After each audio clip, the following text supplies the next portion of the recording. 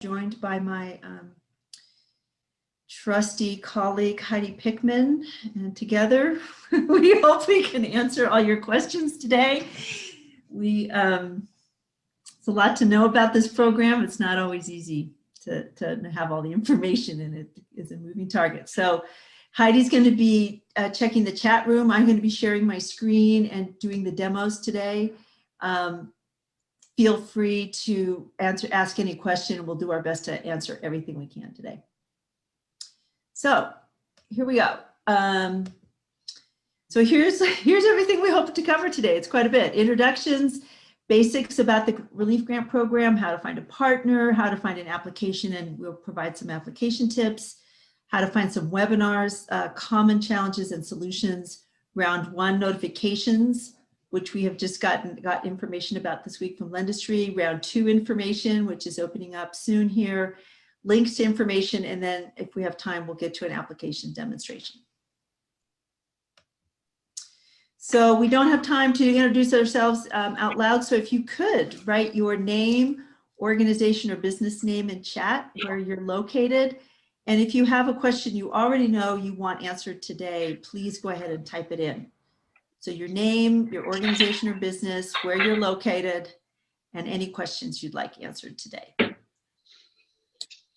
going to just make a request, or else, and I might just go ahead and mute you because I hear some background noise. If you have not muted yourself, I am going to mute you if you're not muted.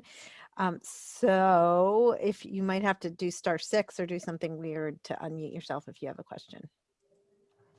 Okay, thank you. So grant relief basics. So just for those who are brand new to this, the relief grant, I always say grant relief, my brain thinks grant relief. It's relief grant program is run by a company called Lendistry. And so we are a partner with Lendistry, helping just to support you all in getting your clients through the application process. And I wanted to use the application guide, which you can find. Here is the basic right here, this careliefgrant.com. I hope you all grab that URL. That is the main Lendistry site for this program. And it's your main gateway to everything. So if you don't have that saved or bookmarked on your computer, please do so. And I told Heidi, I am using a new computer. So Heidi, can you tell me, can you see now the application guide? Do I need to stop sharing? I'm trying to, hold on. You need to stop sharing. Okay. So new computers, new ways to do things. So what I have done here is, can you see it now? Oops, sorry, hold on. My screen. I do hear some background noise, Heidi. Yep, I'm muting people. Thank you. I know we all have dogs and kids and who knows who else in our offices these days. I downloaded the application guide, which is on basically on the home page of the Lendistry Relief Grant site. You can download it. You can just read it online. If you do download it, I do download it just because then I can manipulate it a little bit for training purposes. They do update it. So if you ever want to know the latest, please go back to the Lendistry website and get the latest application guide. So let's just run through some quick basics here. We are in round 2 now. Round 1 is closed and most of those grants have been awarded. But we are in round 2 with another $237.5 million is going to be granted in round 2. And the main thing on this page is the program is not on a first come, first served basis. The program is based on criteria that is applied after all the applications are in. Eligibility. Basically, you have to have a business physical address and location and operate in California. An active business or nonprofits need to be operating since June 1st, 2019. This is a program to help businesses and nonprofits that were impacted by COVID. So if businesses have started since COVID started, this is not the program for them. And there are various ways you have to demonstrate impact by COVID-19. So if you've got businesses that are doing just fine, have pivoted, and they're making as much or more money, and they haven't laid off employees, and they haven't had to close, this is also, they probably won't be eligible for this. I'm going to go over this right here, but I did highlight just, this is a section where some basic documentation is required in order to apply. And there's a few places where that's listed in this application guide, but here's one of them. And I'll go over that on a different page in just a minute. Ineligible businesses, there's a lot on this page. I'm not going to read it all, but the basic one here, businesses engaged in any activity that is illegal or under federal, state, or local law. For many of us in California, that will be cannabis businesses are not eligible because they are, even though they're legal in California, they aren't on the federal level. There may be some other types of businesses like that. I don't know, but I think cannabis would be the big one. So use of funds. So all employee expenses, including payroll costs, healthcare benefits, sick and pay, medical and family leave, insurance premiums are eligible. Costs associated with reopening business operations after being fully or partially closed. Costs associated with complying with COVID-19 guidelines, and any other COVID-related expenses not covered through grants for forgivable loans or other things. So even just covering your overhead, if you're negatively impacted, if the business is negatively impacted by COVID and it's just struggling to keep its doors open and has some overhead costs, that's an eligible use of funds. How recipients will be determined. This is what I said before. It's not a first come, first served basis. It's based on geographic areas that have been most impacted. This is a formula that apparently the state developed and is being implemented by Lendistry. We do not have specifics about the algorithm or exactly how it works, but this is the criteria we know about. Apparently there's certain areas, geographic areas that have been most impacted by COVID. So that's part of the formula. Businesses impacted financially based on gross revenues or loss of gross revenues. That was in the discussion today for some of the partners. This is a revenue, the measure of financial impact is on gross revenues. So there does need to be some demonstration of loss of revenues in order to show financial impact. Certain impacted industries included retail, food, and hospitality. Those businesses are part of the formula. And then underserved small businesses, meaning women-owned businesses, business owned by people of color, veterans. There's a various criteria, rural areas, low to moderate income business owners. These are the basic factors that determine eligibility. Well, I'm not sure. It doesn't determine, I take that back. It doesn't determine eligibility. It determines how the grants will be awarded. And here's just some basic information about the size of grants. Probably many of our businesses will be getting the $5,000 grants, which is for businesses whose gross revenue is under $100,000. $15,000 grants for businesses between $100,000 and $1 million, and a $25,000 grant for $1 million to $2.5 million. And just so you know, $2.5 million is the maximum amount of revenues that a business can have earned, I believe in 2019, correct me if I'm wrong about that number, in order to be eligible for this. Okay, so I think I need to stop sharing and go back to my slide deck. Oops.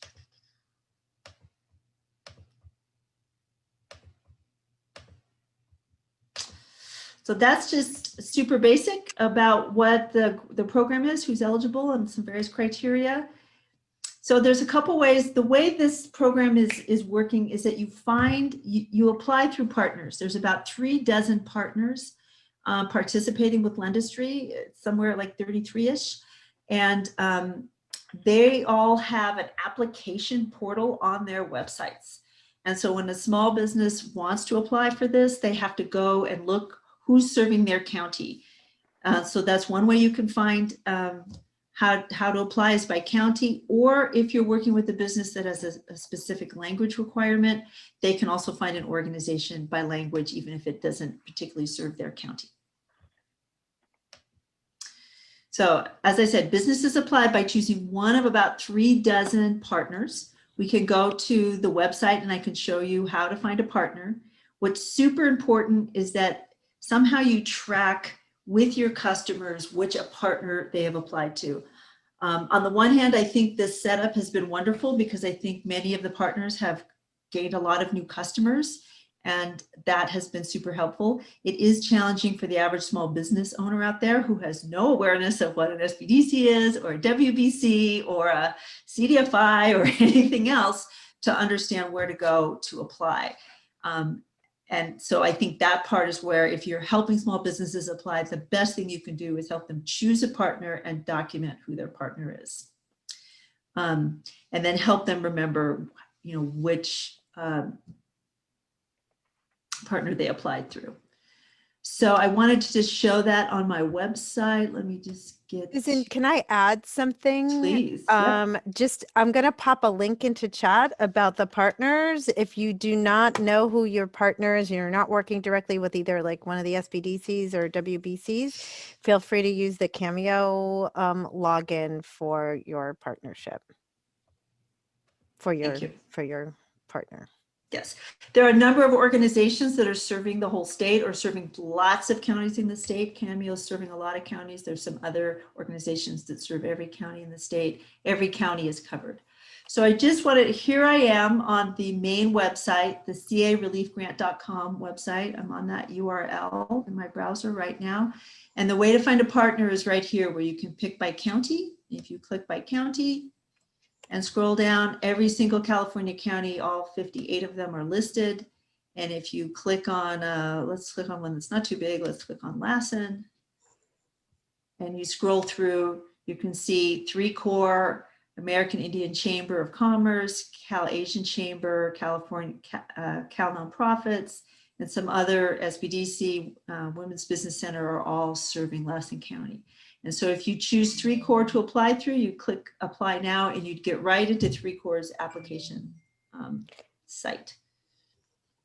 And they should remember it, take a picture of it or something, right? Screenshots. I'm going to tell you, if we get to the application demonstration, I will tell you, I went through the application 3 times today preparing because I wanted to make sure I worked out as many bugs as I could. I took screenshots of every single step because I thought that was the best way for me to remember what I'd done. You can also choose by language. So if you're working with clients that have particular language needs, these are all the languages that the program supports. There's quite a few there. And luckily we have a lot of organizations in California that have many different language capacities on board. So luckily there's a lot of language needs supported. Susan, there's a question in the chat about afterwards. I don't think the best, you want to answer it? It says, after they selected a partner, they often don't remember which partner they picked. Is there a way to help determine the original partner link they used? I think it's, we can ask. There is a way, and I'm forgetting it right now, because there is some way you can find out who you applied through. Well, if you complete the application, my understanding is you are going to get an email from the organization through which you applied. And that email, I thought, had something, if you click through, okay, here, you apply, you get an email from Lendistry, and it says, please confirm your password or something like that. And if you click on that, I think you will go back to the portal through which you applied. I'm pretty sure. The problem that we found is that people often don't come to us until they're in trouble with their application. They have not completed it and they don't remember which partner they use. So do we guide them to just start again through Cameo? This is what I think I heard today, Heidi, and you tell me if you heard the same thing.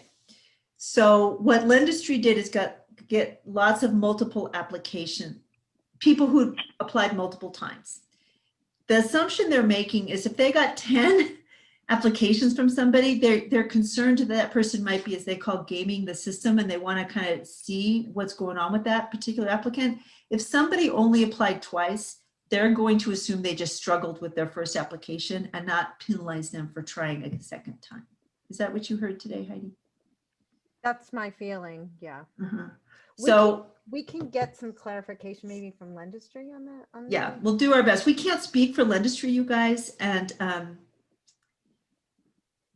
I see something from in chat. Heidi could maybe read that. But with the passport, direct them to the partner they applied. Yes, they will get an email. They should. So it should be in their email. they should, so you should, it will have a link to them. Yeah, that is also true. But isn't that if they have completed their application? Yes, and Yes, if they haven't yes. completed their applications, then the incomplete application will, I'm guessing, is just going to be discarded. We can find that out for you. We can find out. That's a good But question. I think they're realizing so many people had to start a second one. At least it felt, again, I'm pretty sure we heard I just today said that if, hi, but I'm on a. I think, I'm pretty sure if they only see 2 applications from a particular person or business, that they realize someone was just struggling with the process. So let's keep going here. So how to find the application, I think I just showed you, you go to the main site, you find, you find a partner through the main site, or you can go directly to all the partners listed on that Lendistry main site, the CaliforniaReliefGrant.com site. If you just actually go to one of those partners' website, maybe not even by clicking a link on this, when you're on that website, all of them have probably on their homepage, click here for a relief grant application or something like that. So there's a couple ways you can get to an application, as long as you're with one of the direct partners who's working on the program.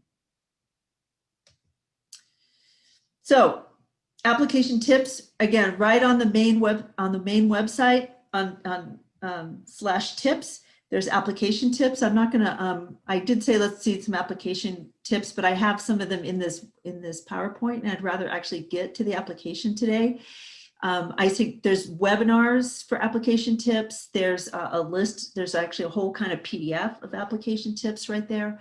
So if you haven't opened that up and looked at it, please do. So it's the application guide, there's application tips, and there's on-demand videos, as well as we get later on in our presentation today, there's live videos happening all the time during this round too.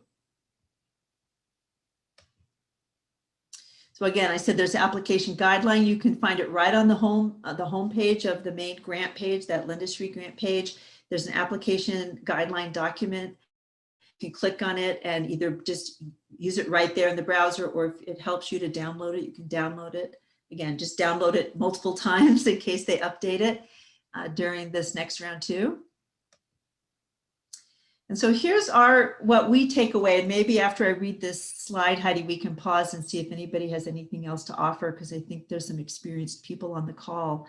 The main application tips that we have is that find the best partner for your client, either by location or language, and help your client save the application website address and organization name, whether that's screenshots, writing it down, sending the client an email or text, whatever works best based on the, frankly, the technology tools that your client has. If your client's working on a phone, a text might be the best way to go, or however it works best, somehow capturing that very first step of how they chose a partner and where they landed to even start the application would be a huge help. And once you find that partner, it's just as best you can apply only once. I do believe Lendistry is trying to work through double applications as best it can, but I think going more slowly with one application is way better than rushing through an application and losing track of it. And like I said here, take screenshots of every step or section of the application, including the URL in the browser tab.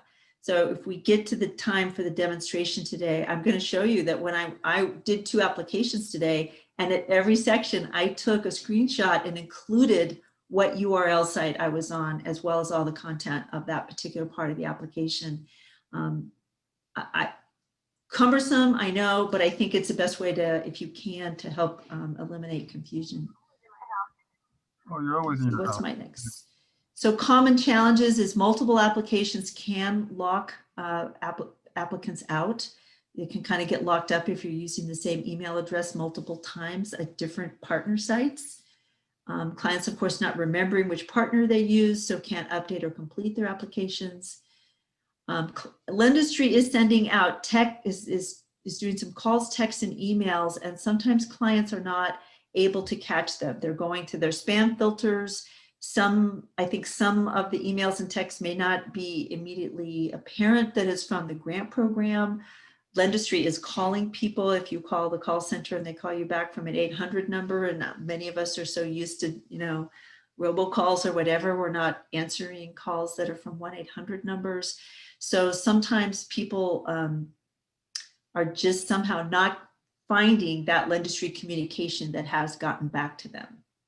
And Susan, can I add to that? Because I know Please. Lendistry is getting lots of calls about that, and lots of your clients. I have had them spot check a couple, and they've said, and Lendistry has checked, and they've said, we sent out an email X date, we've sent out an email X date, and they have not, you could tell if an email's been opened or not, and they haven't been opened. So go back with your clients, and a lot of times that's user error. They just can't find it. Search for Lendistry, search for relief grant in quotes. Yeah. Search your spam folders, just in case it got put into trash, maybe search the trash folders, whatever you can do. The document upload page is as easy. If we get time today, I hope to get as far as the document uploading page. And so it's not the easiest thing. Not only is the page a little bit challenging, but just the whole idea of scanning and stuff. We'll talk about that more. Completing the application certification is hard for those without printers, scanners, or Adobe skills. To be honest, it requires you to download something, initial a bunch of things, sign and date, and then upload it or print it out and scan it and upload it. I mean, there's a lot of steps to make the application certification complete. And then, of course, clients can feel panicked and in a rush, make errors or like I said, if there's any way you can slow people down, I think that's the way to go. Slow and steady, I think, wins the race on this one.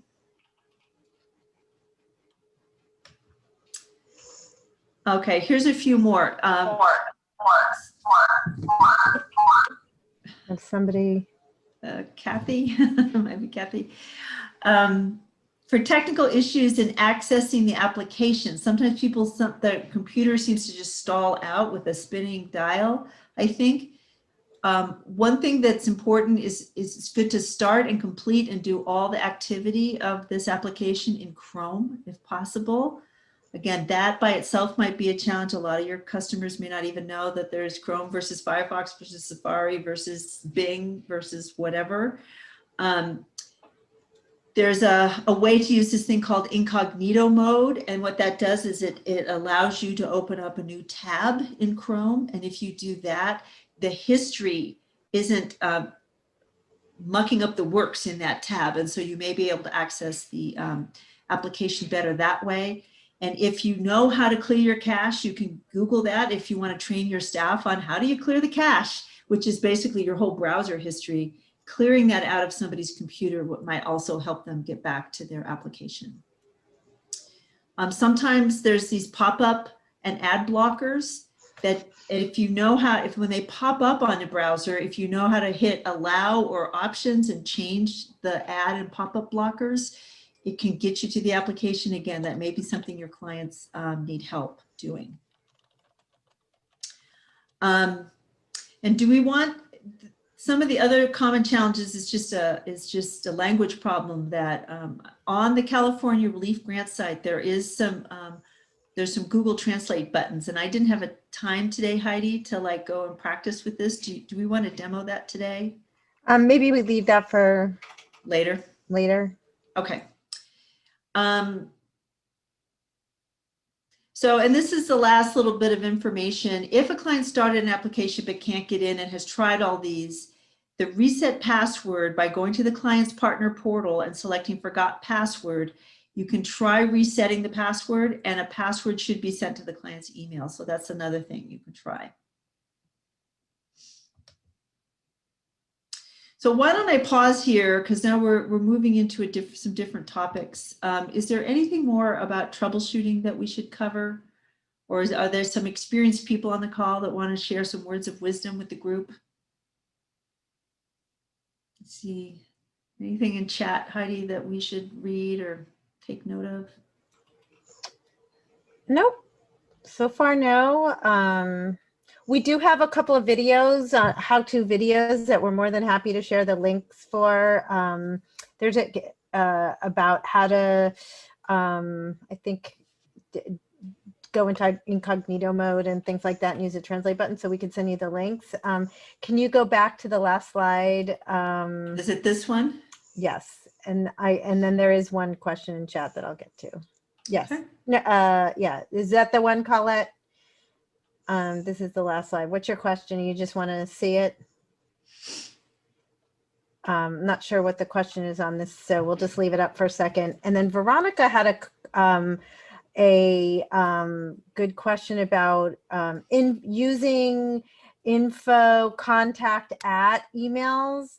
Oh, right. Yes, and that is in the application guide and application tips that you can become familiar with. We know there's a lot of information to absorb, but those emails will be rejected by the system, so do not use those type of emails. Don't use any no reply emails.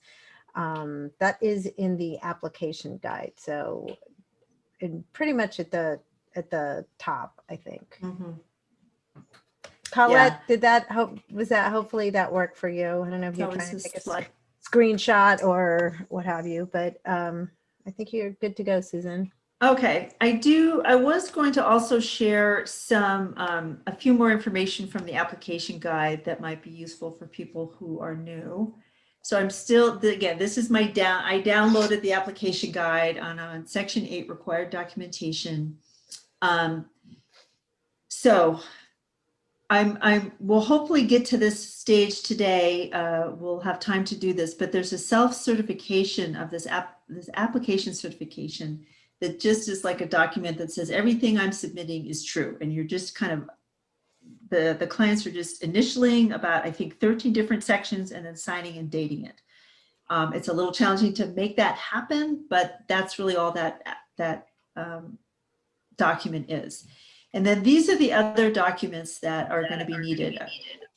A copy of the signed certification form right up here, the most recent tax return. The one thing I will tell you, even though you can start an application and do your documents later, one of the biggest things I would suggest is do not even start an application without a tax return in front of you, because one of the things is in the application itself, it asks for some gross revenue information, and it has to match your tax return. And so if you don't have your tax return in front of you and you put some other, your client gives a wild guess, like, what did you make in 2019? And they go, oh, I don't know. I made, I don't know, $37,000.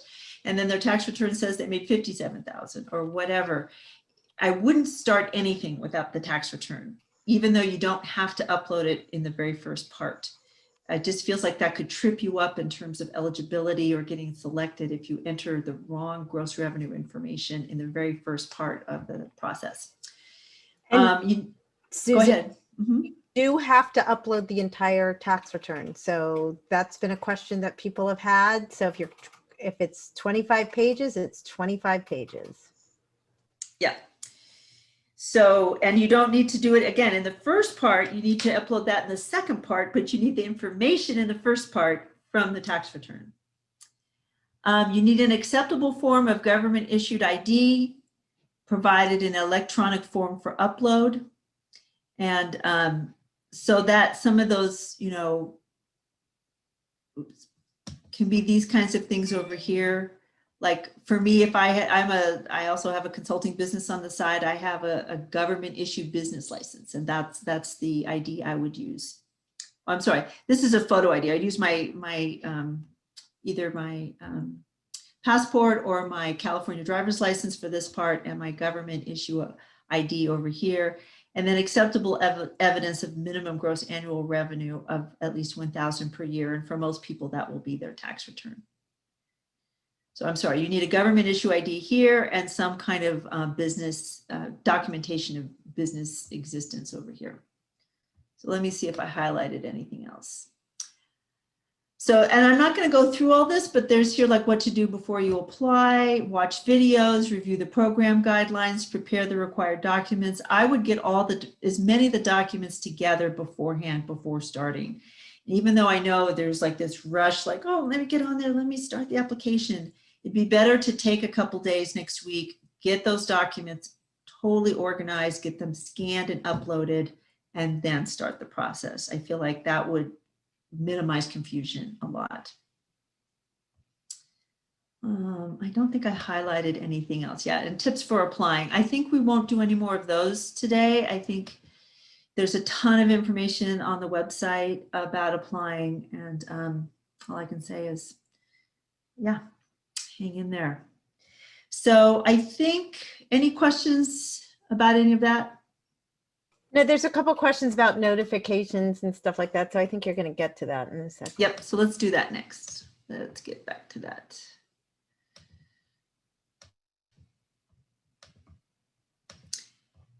And hopefully we can. So round one notifications. There seem to be 3 possible notifications. If people participated in round one, they could have been selected and they should receive an email that says they were selected and receive a grantee agreement. They should have received some notification they were not eligible or received a notification that they were waitlisted for round 2. And if there was no notification, again, go all through that spam and trash and checking and double checking. Otherwise, contact Lendistry. And I think at this point, I don't remember the best way, just through your relationship manager. Either if you're a prime partner and have a relationship manager, if you're a sub partner, ask your prime partner, or there's also, you could call the 800 number and we'll pop that into chat. So the question in the chat is that they were rolled into round 2 queue. Yes, so they are waitlisted in round 2. So you're guessing that means a lot of my folks in area not a lot of folks in my area are getting awards, and that would be correct.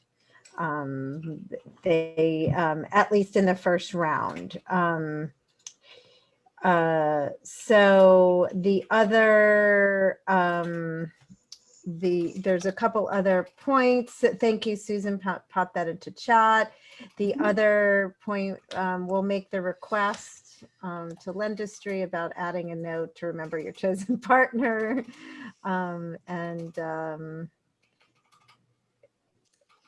Yeah, there is a diagram, again, I can show it on my application guidelines. There is a diagram right at the beginning. It's page 4, and I can share that right now, Heidi, if that would be useful. But it does kind of have a flow chart of what happens.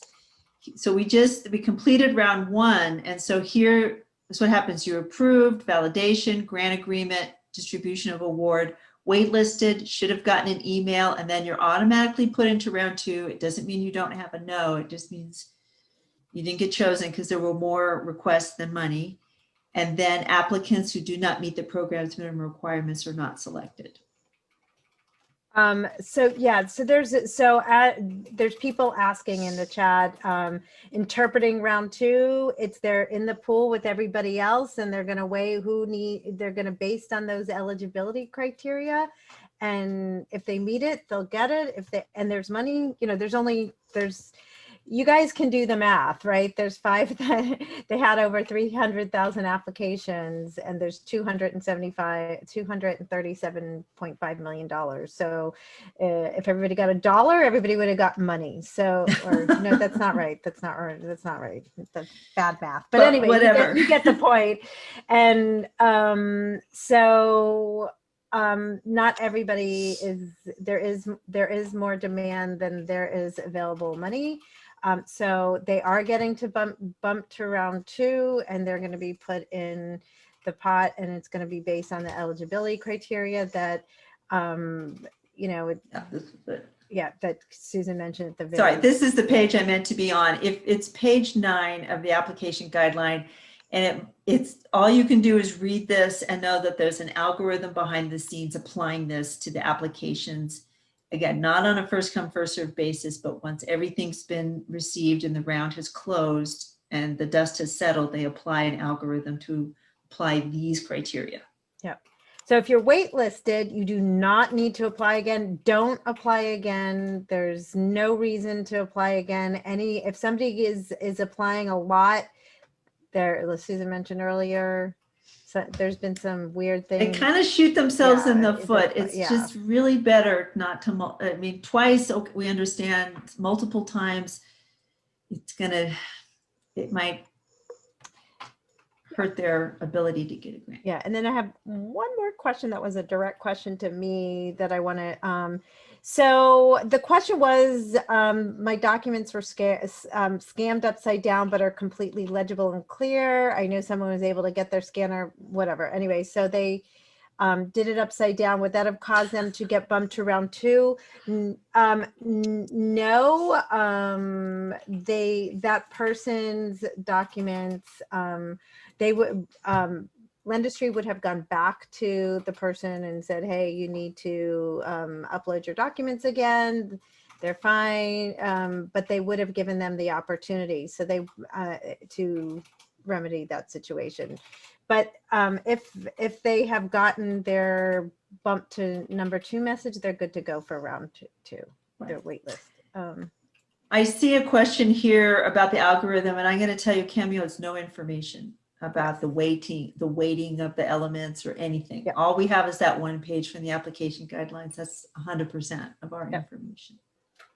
And the original application is forwarded to round 2. So, and then what type of criteria is applied to nonprofits? Again, that's the same. I would say it's probably there. If you go and look at the application guide and the nonprofit guide, it will say the eligibility and the criteria, and that is all that we know.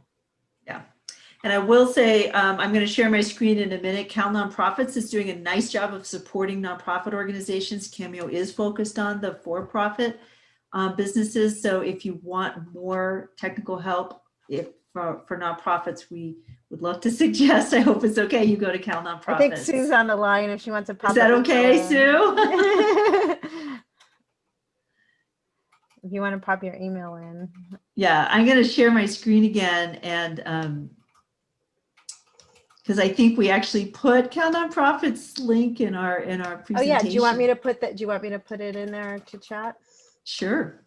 So there's round 1 notifications. Here's some, I'll get to that in just a minute. Here's some basic information about round 2. It opens February 2nd at 8 a.m. and will close on February 8th at 6 p.m. These are Pacific time. Lendistry has increased customer service capacity for round 2.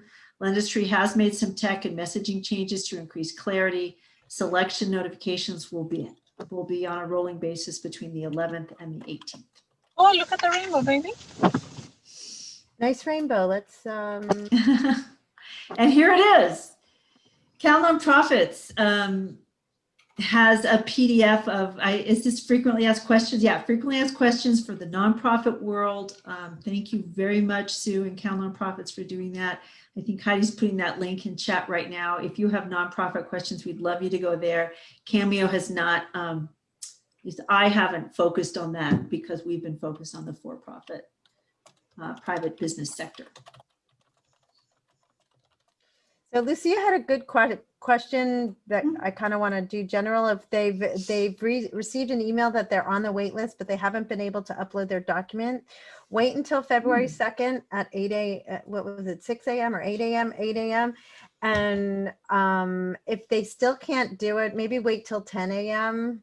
If they still can't do it, if you have a relationship manager, please contact them or contact, I don't know, Lucia, who your partner, if your direct partner or partnering with, and figure that out with them.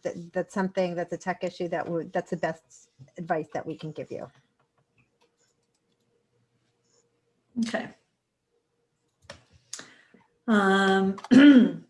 So where to find webinars for round 2? It's really the same kind of places you found them for round 1. There's a ton on the CaliforniaReliefGrant.com website itself. The really large business support networks, which is the Women's Business Center Network and the WBC Network, are offering a lot of webinars. All the partners are offering webinars, so you can go on there and find a partner and contact them and check out all their webinars. And there's webinars in several languages. I think some of these, the WBC and SBDC are offering webinars in various languages, and there's some different languages available on the website. Mercedes wants to know something about EDD income. We'll have to get back to you on that. Mercedes. Yeah. And everybody else. Thank So here's how to edit completed applications. If you really are not supposed to be able to, once you submit your application, you kind of get this big warning that says you cannot edit anything here.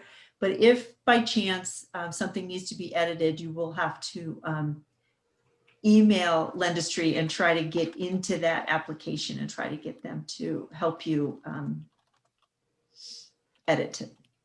That's why I always think it's like going slowly is really helpful. And I know it's probably hard for some of the partners on the call. You've got people knocking on your doors. You've got all kinds of, you know, hundreds maybe or dozens or hundreds of clients wanting help.